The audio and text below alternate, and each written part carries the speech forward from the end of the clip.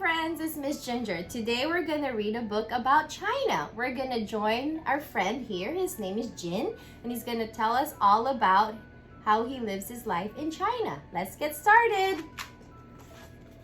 Ni hao, that means hi in Mandarin Chinese. My name is Jin, and I live in China. China is a country in Asia where more than 1 billion people live, including me. China is a very big country. It is the 4th largest country in the world. Because of its size, China is a home to all sorts of deserts, mountains, rainforests, and rivers.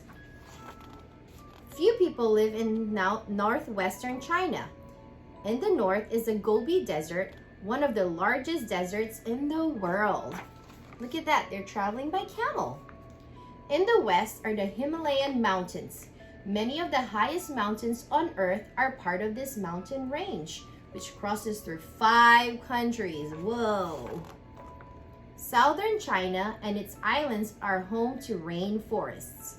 The rainforests are filled with animals such as tigers, monkeys, and elephants.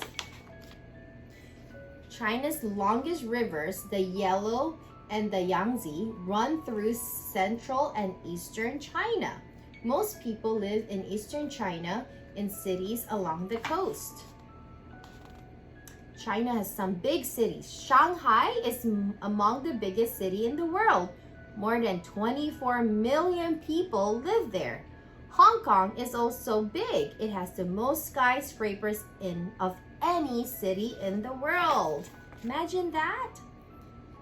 Xi'an is one of the oldest cities in China. Many cool museums and artifacts from China's history can be found there. Beijing is our capital. My favorite part of Beijing is the Forbidden City. It is a huge palace where the emperor once lived. Look at the palace.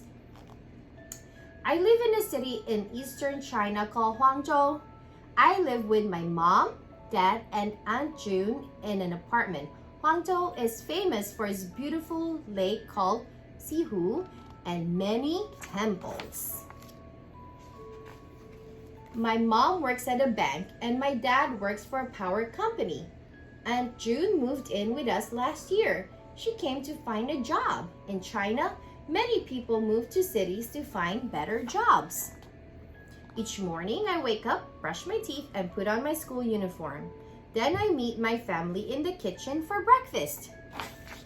Today, we are eating noodles with eggs and spring greens. In China, we eat most of our food with chopsticks. Have you ever used the chopsticks before?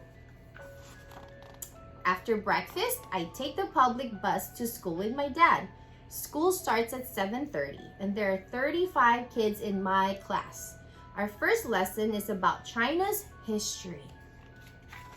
People have been living in China for at least 40,000 years.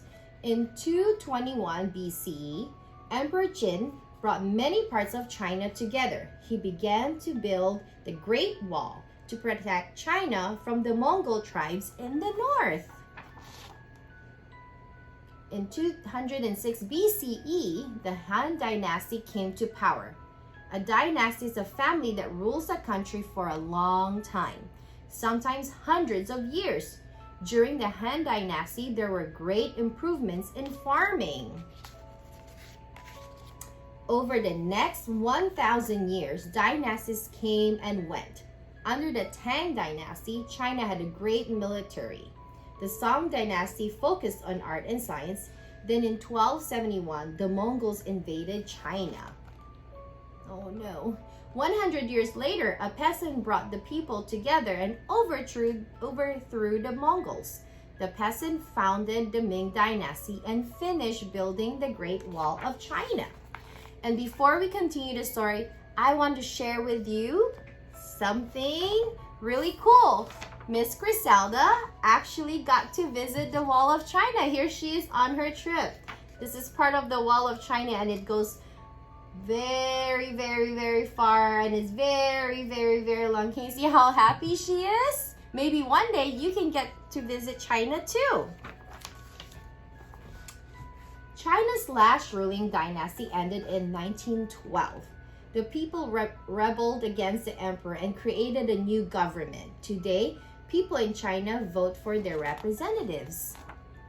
My favorite part of history is learning about all of China's great inventions. The Chinese are credited with inventing paper, printing, silk, and fireworks. A Tang emperor is even said to have made the first ice cream. Oh, wow, look at that. After history class, we have math and reading.